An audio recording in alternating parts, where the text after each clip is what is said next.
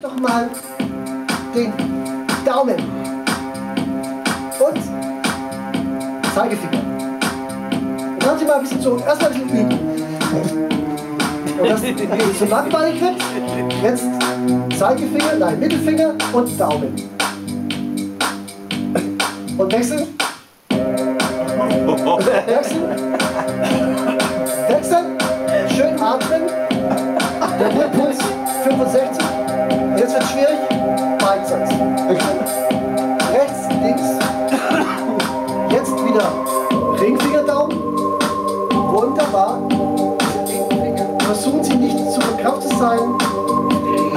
Nicht zu fest drücken. So, und jetzt haben Achtung. Rechtes Ohr. Daumen und Zeigefinger an das Ohr. Und ziehen.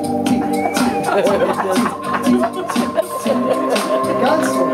Nicht zu fest. Es darf kein Hämatom werden. So. Jetzt wieder wechseln auf den Mittelfinger. Und wechseln auf den Zeigefinger. Jetzt beidseits.